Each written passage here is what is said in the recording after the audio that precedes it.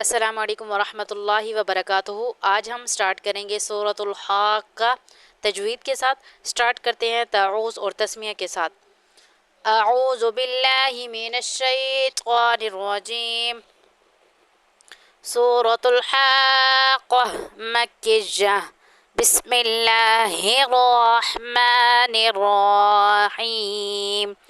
الحاقہ، اب ہاء پر جو ہے نا الف پر مد ہے، جب اس پر بڑی مد ہو تو اس کو ہم 5 الف کے برابر کھینچتے ہیں، اور قوف پر شد ہے تو اس کو ساتھ ملانا ہے، مد کر کے شد والے حرف کو ساتھ ملانا ہے، اور جہاں پہ بھی ہم وقف کرتے ہیں گول تا بنا ہوا ہوتا ہے تو ہم ہا قطع نہیں پڑھتے، اس کو ہا کی آواز نکالتے ہیں، ٹھیک ہے۔ الحاقۃ ما الحاقہ وما اب الف پر مد ہے تو اس کو ہم نے کھینچے 5 الف کے برابر۔ وما ادراک، دال ساکن ہے، حروف قلقلہ میں سے ہے تو یہاں پہ ہم نے قلقلہ کرنا ہے، ٹھیک ہے۔ وما ادراک ما الحاقہ۔ کذبت، ذال جو ہے نرمی کے ساتھ ادا کرنا ہے اور کیف کو باریک پڑھنا ہے۔ کذبت ثمود، اور سا کو بھی نرمی کے ساتھ ادا کرنا ہے کہ ہماری زبان کی جو نوک ہے وہ اوپر والے 2 دانتوں سے جو ہے وہ لگے گی، یعنی کہ ثنا یا علیا سے جب لگے گی تو سا ادا ہوگا۔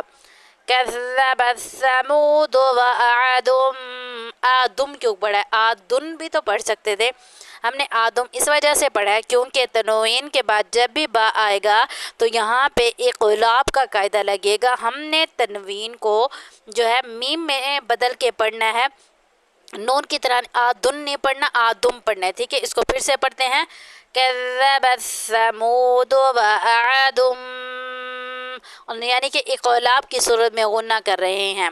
وعاد بالقارعہ، ہا کی آواز آنے، قوف کو موٹا پڑھنا ہے اور الف اور عین میں فرق رکھنا ہے۔ بالقارعہ۔ فاما، اب میم مشدد ہے، یاد رکھنا ہے کہ میم مشدد اور نون مشدد جہاں بھی ہوگا ہم وہاں پہ غنہ کریں گے۔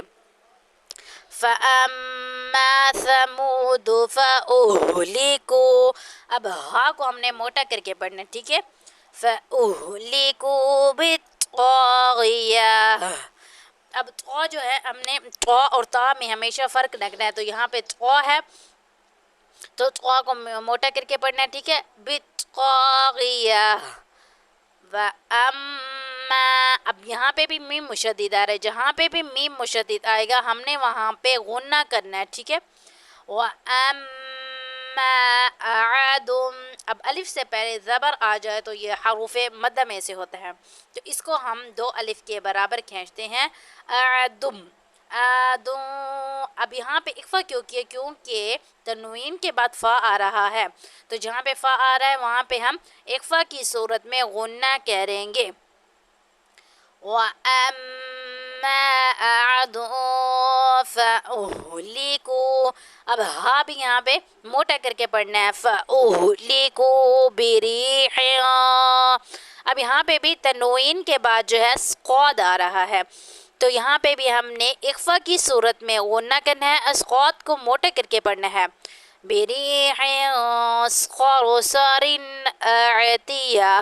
عَاتِيَةٍ سَخَّرَهَا، خو کو بھی موٹا کرنا ہے اور سین کو جب ہم ادا کریں گے تو سیٹی کی سی آواز آئے گی، ٹھیک ہے۔ سَخَّرَهَا، اب الف سے پہلے جہاں پہ بھی زبر آئے گا وہ حروف مدہ میں سے ہوگا، اس کو ہم 2 الف سے پہلے 2 الف کی مقدار کے برابر کھینچتے ہیں، جہاں پہ الف سے پہلے زبر ہو، واو ساکن سے پہلے پیش ہو اور یا ساکن سے پہلے زیر ہو، اس کو حروف مدہ کہتے ہیں۔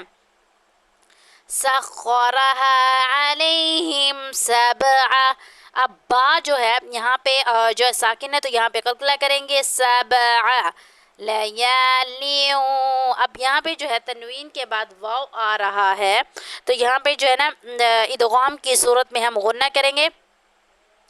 لیالیوں وثمانية أيام حسوما. اب یہاں پہ اکفا کیوں کیا؟ کیونکہ تنوین کے بعد فا آ رہا ہے.